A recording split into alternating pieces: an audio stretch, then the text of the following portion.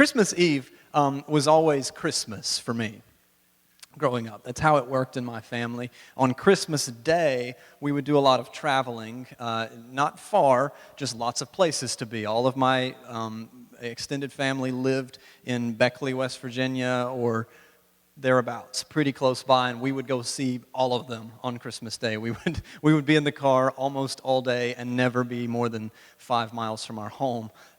And so as a result of that, because we were going to grandparents and aunts and uncles, and we would have breakfast at my dad's family, and then lunch at my mom's family, and then leftovers for dinner back at dad's family, and then we'd go to aunts and uncles, and then eventually we would make it back to our home. So because of that, my parents decided that we're going to always celebrate Christmas as a family on Christmas Eve.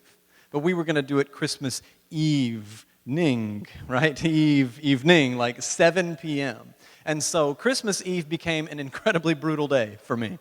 It was a great day, one of the best days of the year when it was all said and done.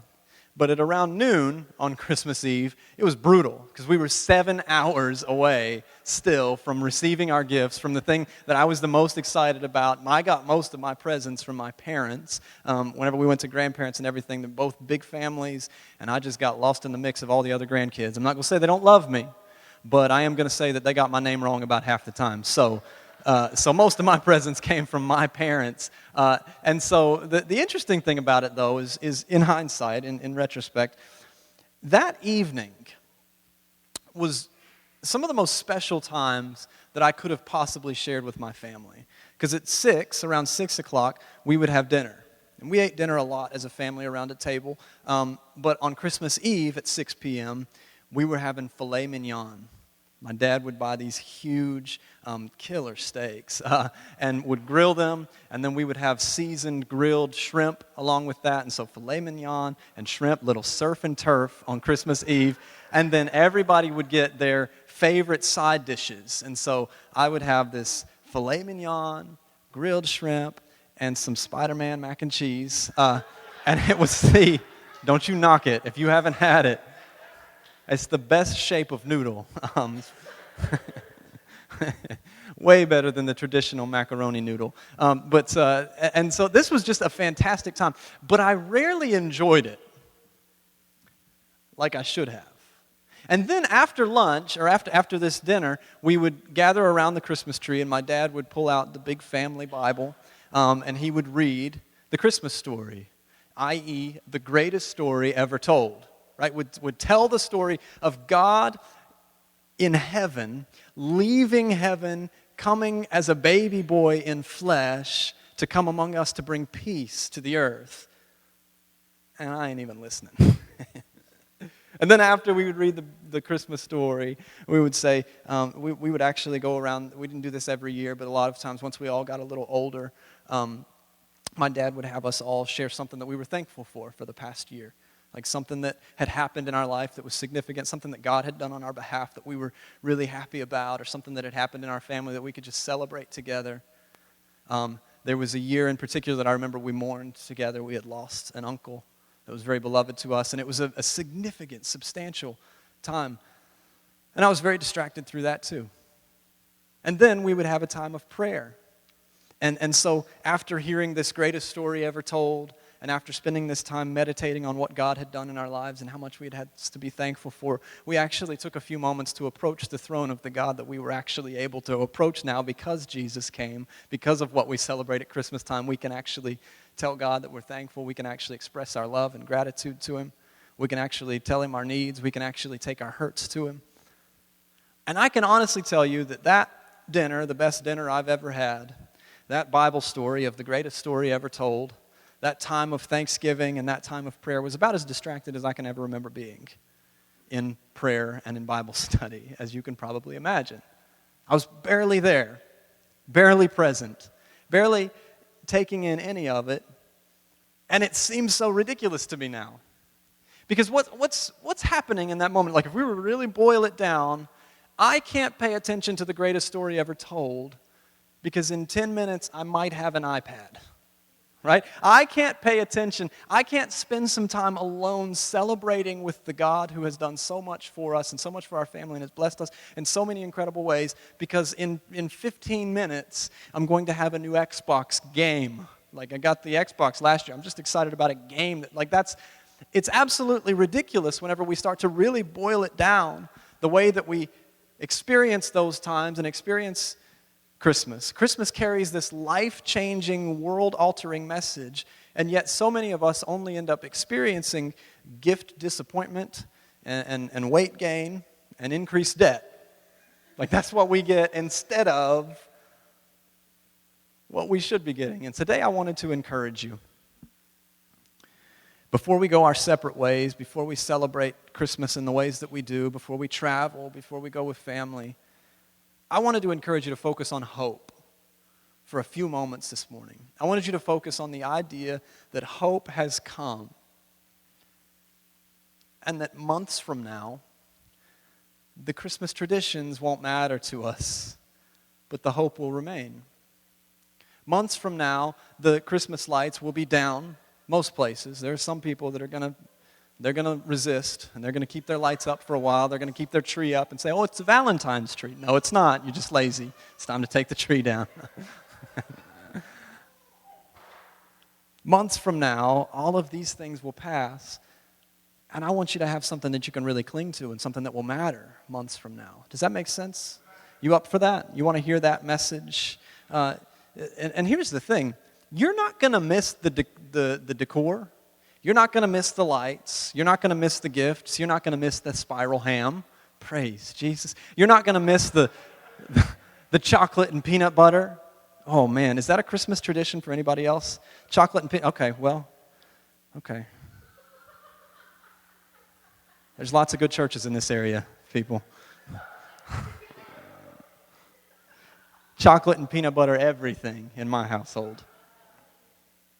We're going to look at the greatest story ever told, and we're going to move through it pretty quickly because I want to save some time for us to receive communion together at the end of this service. And so I'm going to move through this, and I'm going to tell you a story that you've heard hundreds of times before, maybe thousands of times before, a story that you mostly have memorized, depending on your translation of the Bible or which gospel account you use to tell this story. You're going to recognize a lot of what we're reading through, but there's one character in particular, there's one person that you all know is there. If you were to tell me the story of Jesus being born, there's a person you would mention, but you would just sort of move past them, right? You would mention them. There was this guy, but he doesn't really matter that much. And today I want to look at that guy. I want to consider why his story might be important to us, why it might be troubling to us, why it might have some things to speak to us today. So Luke chapter 2.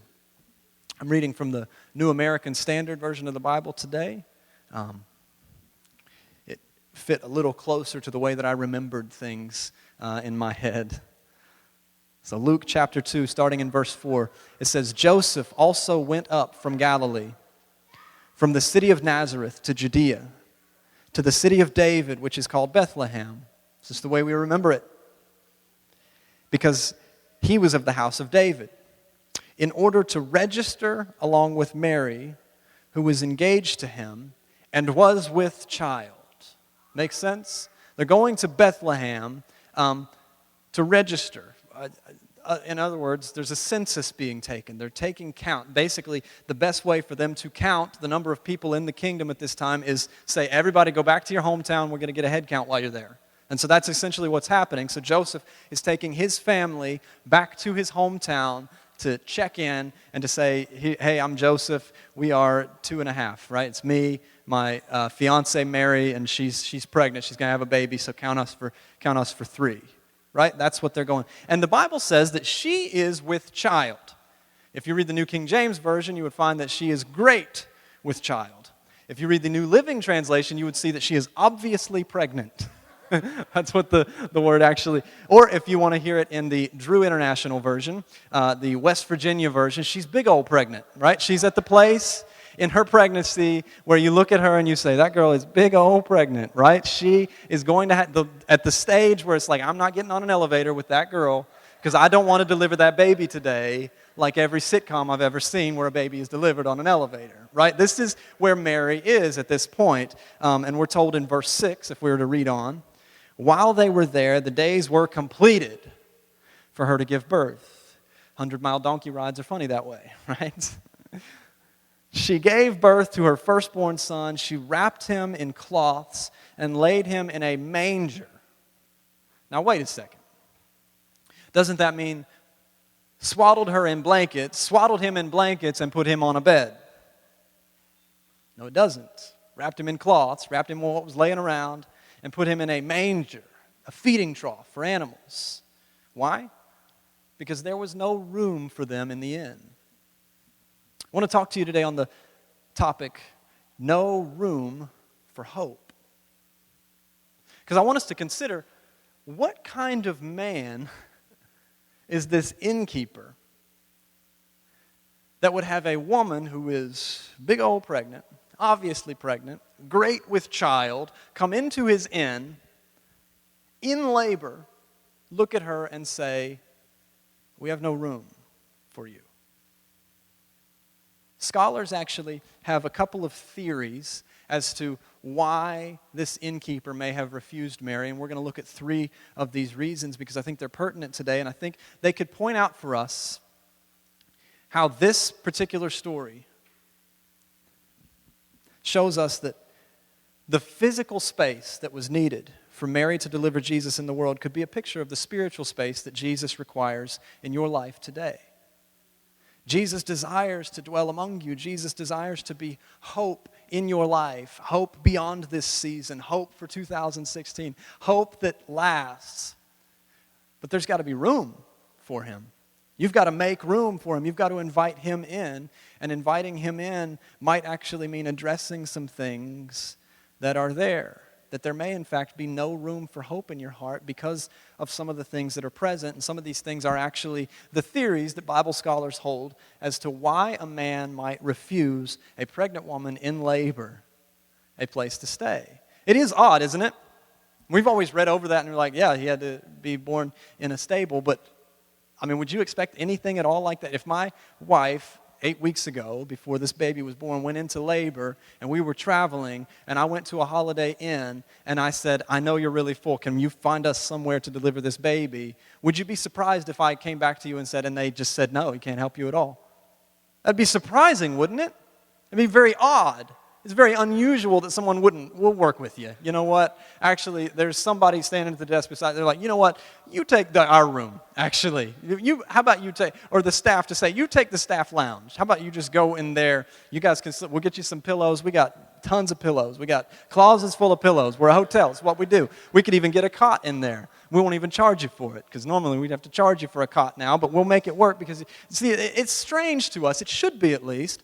That this, and we kind of move past this in this story and don't take time to consider it. And I think we maybe miss something if we do that. And so I want us to consider, what are some possible reasons in this season of traveling and spending and crowds and noise all around us? Jesus desires a space in our hearts. And what perhaps could rob us of that? What could result in us having no room for hope in our hearts? The first thing I would suggest to you is busyness.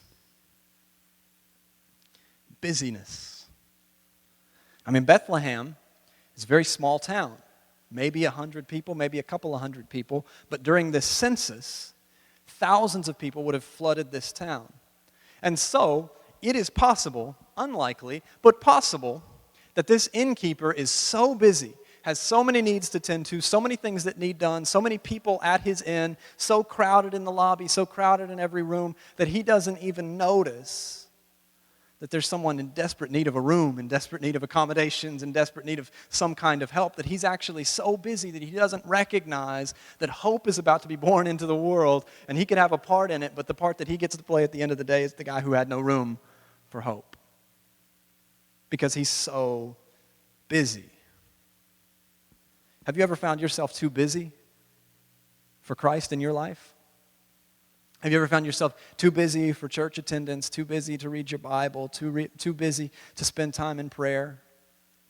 Too busy. 99.99, let me check, 99% of the time, I calculated it yesterday. It's a real statistic.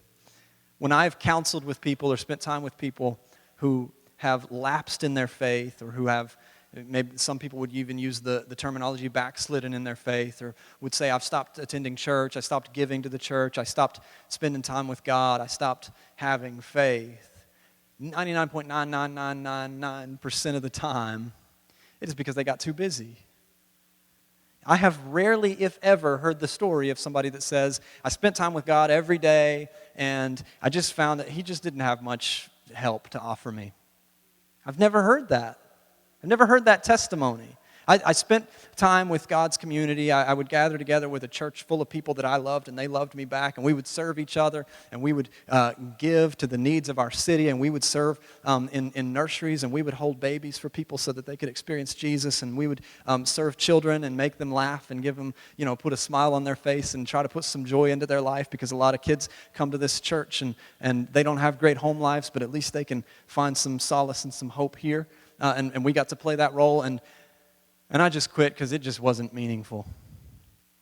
No, I've never heard that. I've heard I got busy. I've heard I quit serving because I got a new job. I quit serving because we had too much to do with the kids on the weekends and I was just too beat by the time I quit giving to the church because we got too many other bills that we took on for ourselves. I quit spending time with God because I took that promotion. I wasn't able to have any time at home anymore. This is the nature of it. Even Christmas, on a lighter note, Christmas has become so complicated now, has it not? It's so difficult and so hard to keep up. I mean, at one time, even the fictional traditions of Christmas, like Santa, right? There was Santa. No more. Is there just Santa? Santa's not enough. We live in a complicated world and a complicated society where we need a Santa, and Santa, of course, needs a Mrs. Claus. And then there's going to be reindeer, but the original set of reindeer aren't enough. We're going to have a technologically advanced, genetically modified reindeer to guide the sleigh tonight with a red, bright, shining nose at the front of the sleigh to pull things. He's got to be involved. And Frosty the Snow, I don't know what role he's going to play in it, but he's got to be involved in the tradition somehow too. And now we've actually got to have an elf who sits on a shelf as a reconnaissance worker for the North Pole. He's going to sit and he's going to send intel back as to what. It's gotten so complicated. I was getting my hair cut this week, and the girl cutting my hair actually told me that she said, we started the Elf on the Shelf tradition in our house, and our kids loved it so much, and it was so much fun for the first 2 years. And now I forget to do it every night, and I have to wake up 30 minutes before the kids every morning and get up and try to set some kind of... If you don't know what we're talking about, just consider yourself to be lucky to be in the dark on this one. I mean, the elf on the shelf is Santa's webcam. It's like he's a reconnaissance worker who comes and stays in your house and watches and reports back to Santa, and he's a threat to your children to behave well. I hear you laughing over there, I know. Busyness. It's so complicated. Everything that we do, there's so much going on that we miss out on hope. Perhaps there's no room for hope in our lives just because we're so busy. Just because there's so much else on our plate. Our busyness, both in and out of this season, can pile on so heavily that we begin to forget that Jesus came to the earth so that we might have life and we might have it to the fullest. Christmas cannot become about filling our lives with things. It's got to be about filling our life with a person. With the person of Jesus Christ, and recognizing that, you know what you might need to do, church? You might need to say no to some things. Like you might need to try to not meet every possible need of every family member this year and say, hey, like I love you. You can come over any other time, actually. Or I'll come and see you in 2 weeks or something. But we can't do this much at Christmas time. Like we might just need to say no to some things. You might need to say no to some things before the next semester starts for your kids and their school schedule. I know the right thing to do is to get them involved in as many things as possible. Like play as many sports and dance clubs and whatever else it is that kids do these days. But maybe you need to say no to some stuff, because maybe it's possible that you're going to end up so busy that there's no room for hope in your life. You're just exhausted every day. Second point today, This one's going to seem a little strange at first, but I want you to hear this because I think this is probably, of the three things that we're looking at today, probably among the most likely as to why this innkeeper would have no room for hope in his inn. It's bondage. There is a theory among Bible scholars that there was no room for hope in this inn because, since there was a census being taken by the government, that perhaps Roman soldiers and government officials had invaded the towns, because they're the ones that are going to have to do the head count, they're the ones executing the census, executing the registration, that they would have gotten to the towns first, and that they would have had the authority to book up all the rooms. In a town that probably only has 50 or 60 hotel rooms, I mean, how many people are passing through Bethlehem on a regular basis? There's only 100, 150, 200 people that live there, so there's not a big bed and breakfast town, So there's a real theory that these Roman soldiers were there, and because they were there and because they were occupying and because they had taken over the hotel, the owner of the inn is powerless to give a room away if he wanted to. Think of it this way. If President Barack Obama came to St. Charles and his people called the Hampton Inn out there off of 70 and said, we're going to be staying here, so cancel everybody who had reservations and don't let anybody else in, that's what they've got to do. That's what Hampton Inn is going to do. They're going to say, well, the president's staying here, and he booked the whole hotel, and we can't let anybody in if we wanted to. Bondage. This theory takes some of the blame off of the innkeeper, but I want you to see how and why. If this were the case, if this is what happened, then the innkeeper would have been almost completely powerless to offer Joseph and Mary anything even if he wanted to. When you're in bondage, to sin, to habits, to addictions, maybe even to relationships, to work schedules, to bills, it can feel like there is no room for hope in your life, and you're powerless to change anything about it. It can feel like my hands are so tied, I couldn't get loose if I wanted to get loose. I couldn't make changes if I wanted to make changes. I couldn't be stronger if I wanted to be stronger. I couldn't say no to her if I wanted to say no to her. I couldn't say no to that addiction if I wanted to say no to that. That's what bondage feels like. What does it mean to be in bondage? I'm going to ask you 5 questions here real quickly just to consider for yourself. Being in bondage means it's the first thing you think of every morning. If you wake up and that's the first thing, how am I going to work that into my day? How am I going to sneak that into my day? It's the first thing. You have to schedule your life around it, secondly. You're in bondage if you have to say no to things that you should be saying yes to in order to say yes to something that you don't want to say yes to. That's bondage. Third, if other people have shared concerns with you for whatever it is, habit, activity, relationship, addiction, substance, if other people have said, I'm concerned for you, this might be bondage in your life. If you regularly make excuses for it, if it's something that you have to say, well, it's not that much. It's not that often. And then finally, if it's something you have to keep a secret. If it's something that you would be terrified if your spouse ever found out about, that's bondage.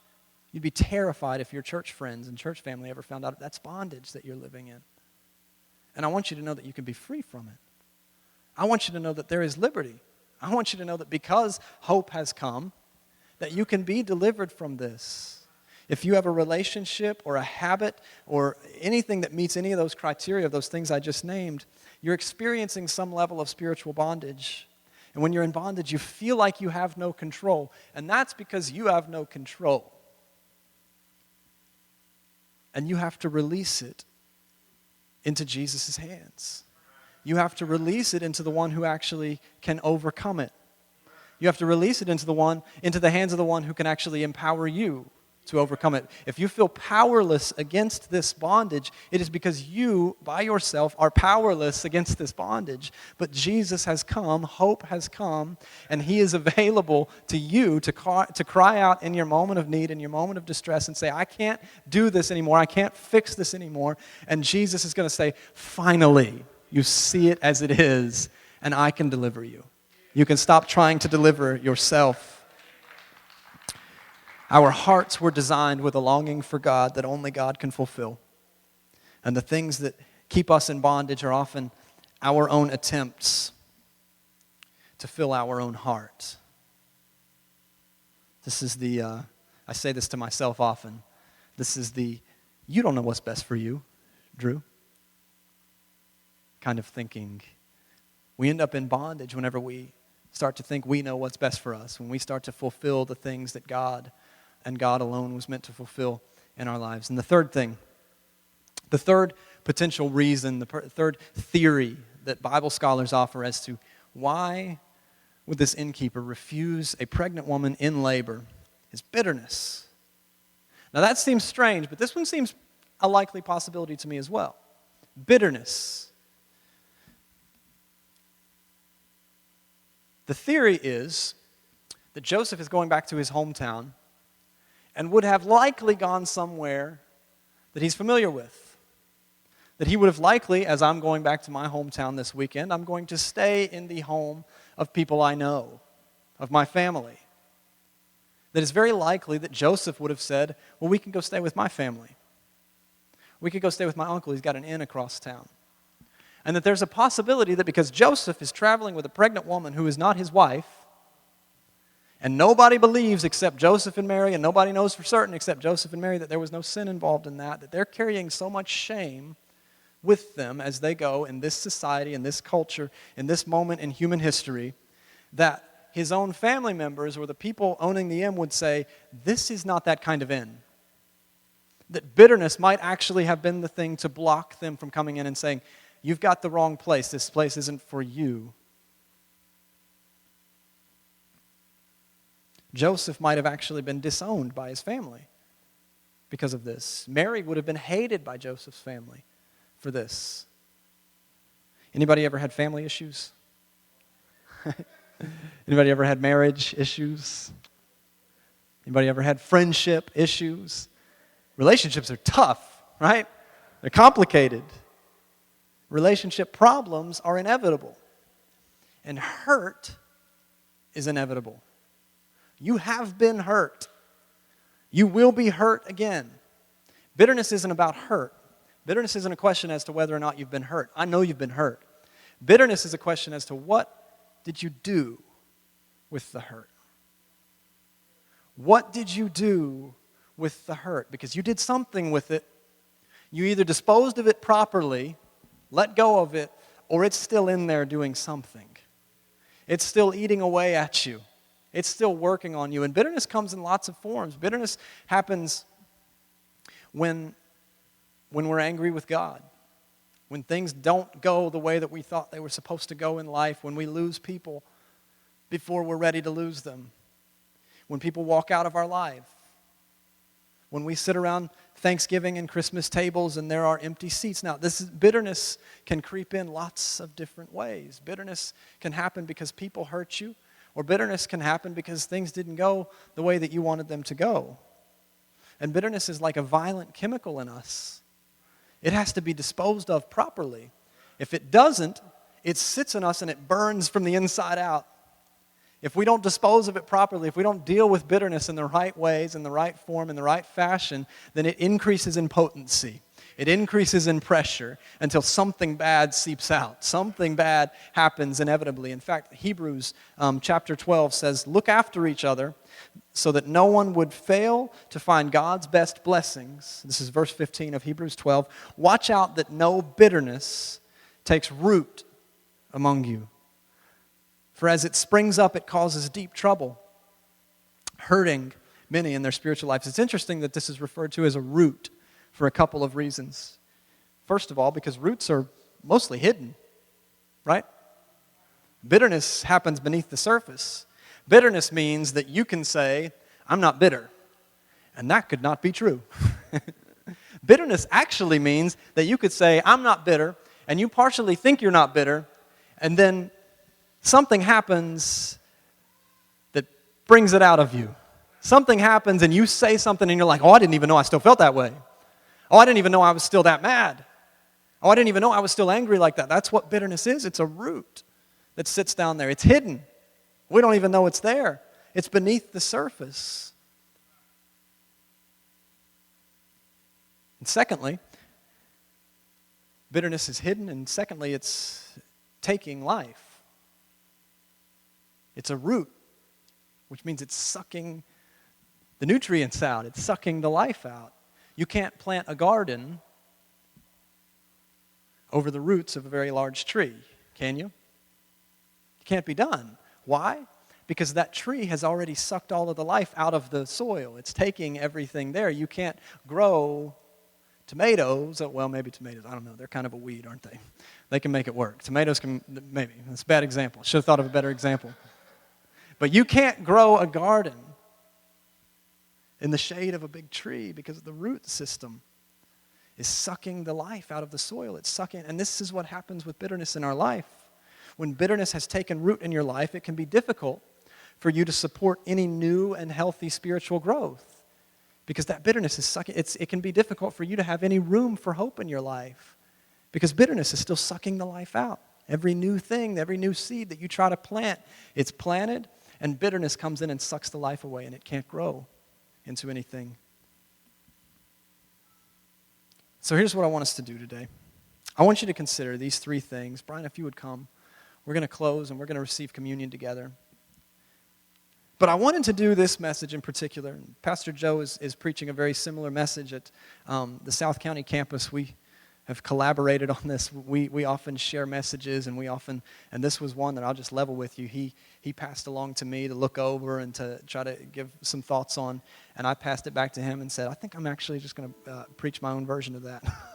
And so this is a message that is Twin Rivers wide today, that we really wanted to share going into the holidays, that we really wanted to share at this time of year. We really wanted to share as you close out 2015, because there's something significant that I've seen this in heard this from a couple of leaders that I really respect, and also in a study that I was reading the other day, that so many people at this time of year start looking forward to the next year and making their plans as to how much of a better person they're going to be next year. Anybody but me? Anybody do that kind of things? Like 2016, I am getting it right. We're going to save money. We're going to give more. We're going to exercise more. We're going to eat broccoli twice a day. We're going to, those kind of, we set these ideas. And what we do typically is we give up the next 2 weeks. We give up the month of December. And so we say, the best way for me to start the next year great is to end the previous year terribly.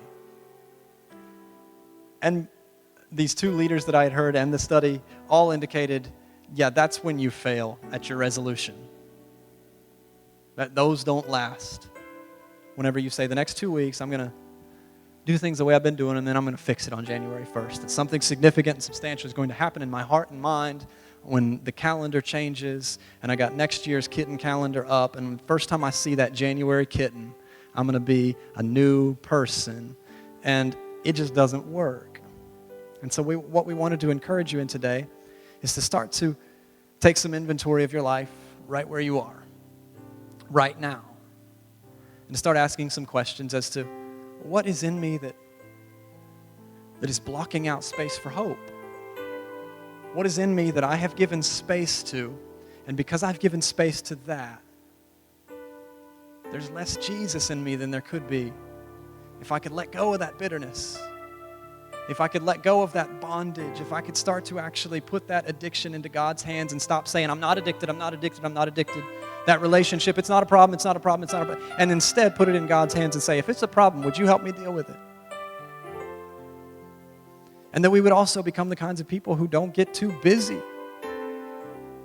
Bondage and bitterness might be issues that some of us deal with and some of us don't. Busyness is an issue for every single person in this room. We all choose other things over our relationship with God.